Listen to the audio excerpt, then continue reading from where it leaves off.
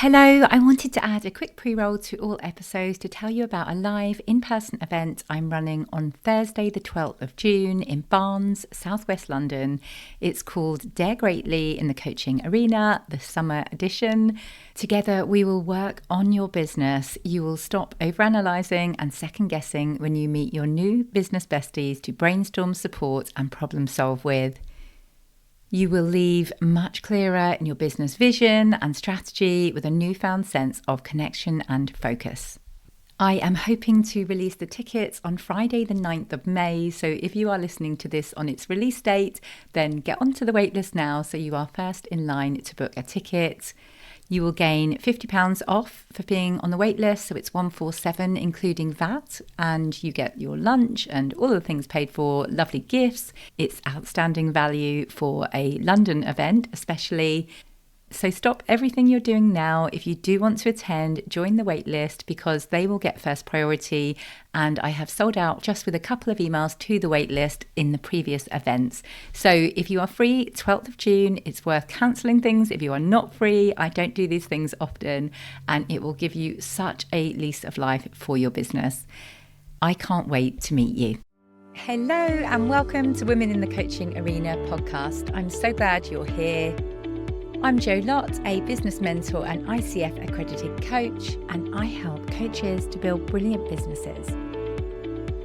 I know that when you prepare to enter the arena, there is fear, self-doubt, comparison, anxiety, uncertainty.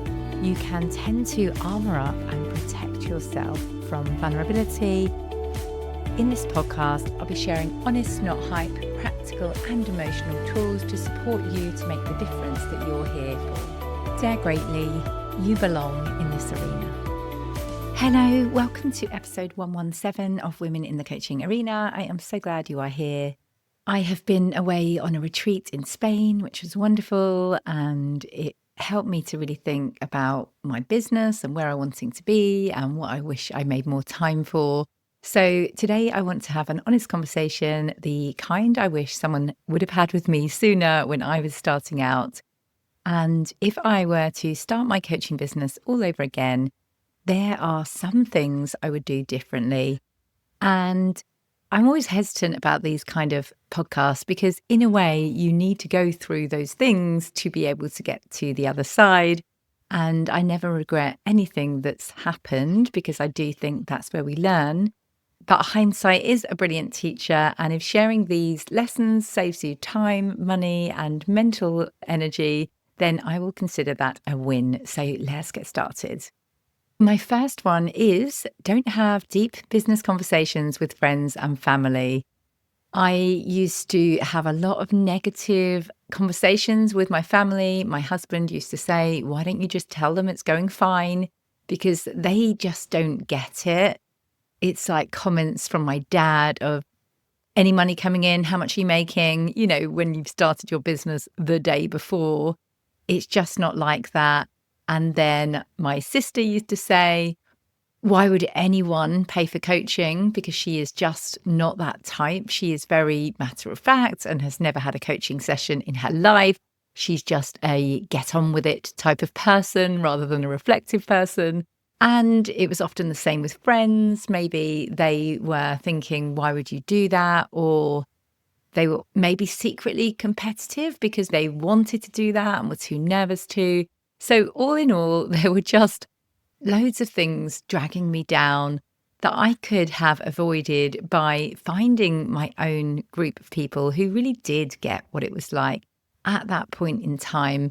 It's a bit like when you have a baby and you start your NCT group, and they are the best people to talk to, whereas you can talk to your mother-in-law and they'll say, oh, don't worry about all that. They'll eat when they want to, or some really annoying generic comment when you're worried sick that your baby hasn't fed for 3 hours. They don't remember what it was like to be in that moment when maybe your baby hasn't fed for a few hours and you're worrying about this, that, the other.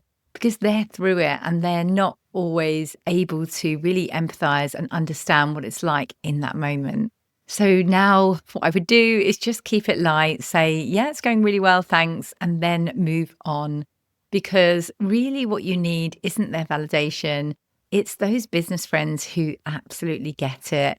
And for me, I was really fortunate that COVID happened. Well, I wasn't fortunate that COVID happened, but I was fortunate that it meant that I didn't see my friends and family very often. I didn't speak to anyone very often. And so for me, that was the real moment when I could just tune into me and listen to myself and work behind the scenes rather than sharing before the fruits of my labor have been delivered. So if you are starting out, I would recommend finding your people and don't expect your personal circle to be your business boardroom. My next point, and this is one that I actually have learned time and time again, even very recently in my business, is that I need to pay money to pay attention.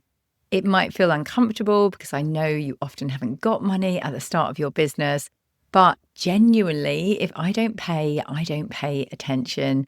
I have learned everything I've learned from investing in that learning, whether that's a commitment to me, whether that's me putting the energy in terms of both money and in terms of time, business mentorship, a course, even fashion advice. Once I pay for it, I commit, I show up, I implement. And free advice can be amazing, but it's easy to listen and it's much harder to action consistently. And that consistency is what's going to help you. So if you are hesitant to invest in your business, ask yourself, would spending some money actually help you focus and follow through to make it happen? For me, the answer is always yes. My third point is to borrow other people's audiences. This is something I talk to my clients about a lot now. I would build relationships sooner, support others who may be helpful to me rather than try and borrow their audience cold, because it needs to be a win-win for them to support you. And that can feel really hard at the start of your business when you maybe don't have anything specific to offer. So think about how you can build that relationship, offer value to them, ask to contribute to their work. I've seen so many businesses succeed massively using this tactic. Like, for example, I used someone to do some videos for me once for social media, and they grew their business by going to all of the top creators and saying, I'll do your videos for free. All I need is for you to tag me in when you share them. And the guy, I think he's called Danny, his business literally exploded overnight. I saw Leah Turner's post about using him, and she's on LinkedIn if you don't know her. And I immediately messaged him saying, I'd like what she's had. And I assumed that he was kind of successful in business at that point. And now looking back, I see he was just starting out. His first attempt at doing these videos with me was a complete and utter disaster. So despite me having to get dolled up and him asking me these questions that were going to be for social media, the whole thing failed. And he had to message me a week later saying, I'm really sorry. It all went wrong. The sound was terrible. It didn't record quite right.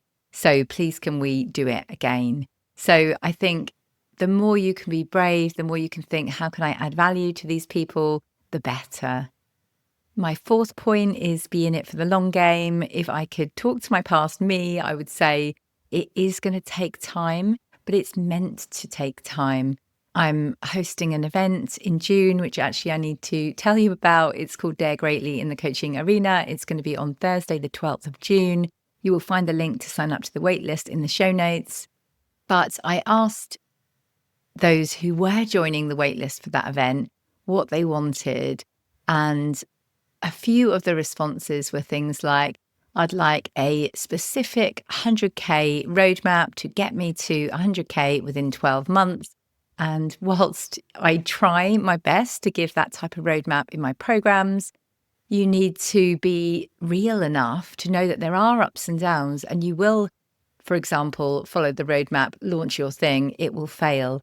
Launch it again and it does well. Launch it again and it does even better.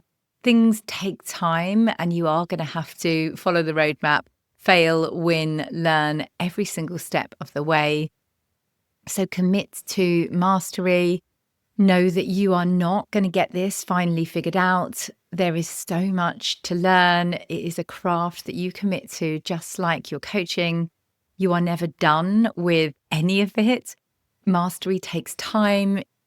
So remind yourself every step of the way, you are not late, you are learning, and just keep going. The people that succeed in business are the ones who have held on when everyone else has let go. And to bring in my own analogy that I say at the end of every podcast, which is be the wise gardener who keeps on watering the seed. This came from an initial mentor of mine who gave me this lesson and said, everybody else will give up and think, it's not working. And you need to be the wise gardener who keeps on watering the seed. In other words, just like nature, you can easily plant those seeds and think, oh, pointless. This is exhausting. Nothing's working.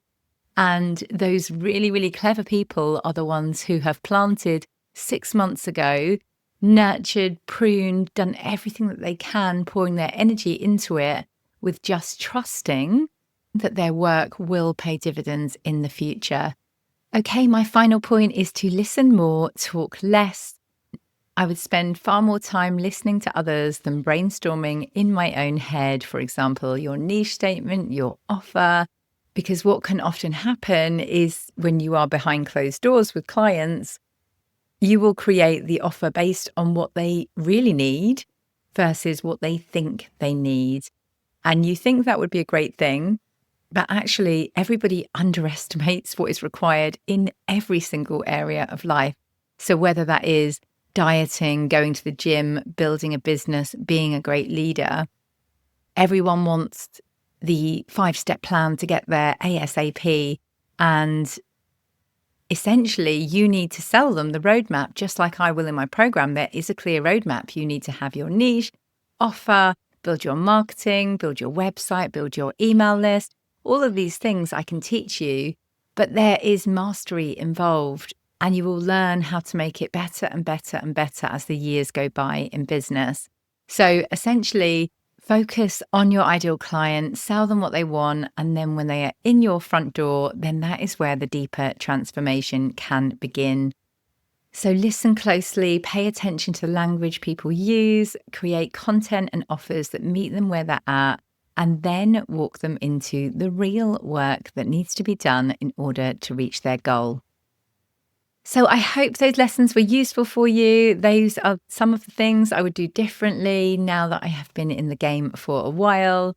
If any of this resonated with you, do send me a message on LinkedIn as Joanna Lott or Instagram as @JoannaLottCoaching. Or even better, take 10 minutes today to reflect and ask yourself the question, what would you do differently if you were starting again today? And what can you act on today so you don't keep repeating that same pattern? So thank you for being here. And like I say at the end of every episode, trust yourself, believe in yourself, and be the wise gardener who keeps on watering the seed. Thank you so much for listening to this episode of Women in the Coaching Arena. I have a mass of free resources on my website, joannalottcoaching.com. That's Joanna with an A and Lott with 2 T's, joannalottcoaching.com. And I'll also put links in the show notes below. Let me know if you found this episode useful, share it with a friend and leave me a review, and I will personally thank you for that. Remember to trust yourself, believe in yourself, and be the wise gardener who keeps on watering the seed. Get into the arena, dare greatly and try.